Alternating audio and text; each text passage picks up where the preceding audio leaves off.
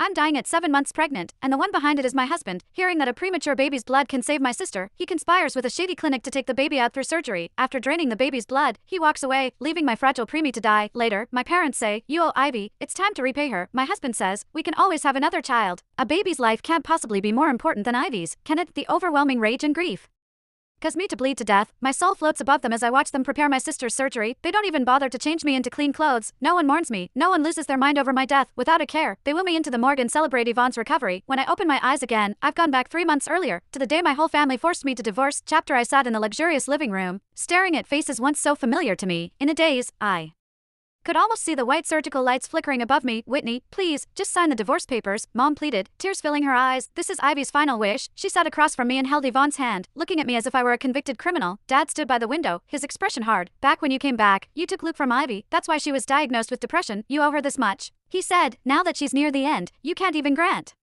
her last wish." I rested my hand on the swell of my belly and glanced at Luke, seated opposite me. "Do you also want to divorce me and marry Yvonne?" He rubbed his brow, frustration etched on his face. "Whitney, Ivy's really sick. I grew up with her and should have been with her. If only you hadn't returned." "Stop forcing, Whitney." Yvonne cut him off, her voice trembling. "I know I don't deserve Luke. I'm nothing compared to Whitney." Tears spilled down her cheeks as she collapsed into his arms, and he instinctively held her. "Although Mom and Dad raised me and I grew up with Luke, I'm still not truly part of this family." "Ivy, don't say that," Mom exclaimed. "You'll always be our daughter." She wiped her tears, her heart aching for Yvonne's plight. But as soon as she turned around, the tenderness in her eyes hardened into fury. "Whitney, you were never Elaine to begin with. How could you refuse your sister's last wish? You're so ungrateful." "This is for Ivy," Dad warned. "Don't be so selfish, Ivy. Trust me, I'll give you a grand wedding," Luke whispered to her, then glared at me. "Whitney, Ivy's your sister. I thought you were kind. We're not going to be a real couple. It's just to fulfill her last wish. You really won't agree?" I stared at the divorce papers, my hands trembling. In both my past life and this one, they had always stood with Yvonne. Because of a nurse's mistake, Yvonne and I were switched at birth. I had only reunited with the Lane family last year at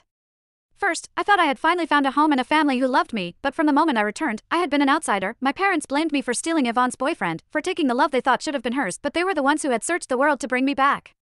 And Luke was the one who had begged me to marry him. Chapter in my past life, I had clung to them with everything I had, but in the end, I still lost, and I died. Even my baby became nothing more than a sacrifice in their twisted tragedy. Back then, I had begged them in front of that shady clinic, pleading to spare my child's life, yet they still pushed me into the operating room. Memories of my past suffering made my chest ache. Since they hadn't wanted me then, I figured I might as well let them have their way this time. "Fine, I'll sign the papers." Everyone was stunned. None of them had expected me, who had been so stubborn and furious, to agree so quickly. In my past life, I had even threatened suicide, but in the end, it was Dad who forced my hand to sign. Luke and Yvonne went on to have a lavish wedding, even live streaming the ceremony. While I was locked alone in a bedroom, I had clicked on the live stream, only to have my heart shattered the instant I saw them together on screen. I closed it immediately. Everyone had shared their joy, except me. This time, I already knew what the divorce would bring. Why hold on to him? It was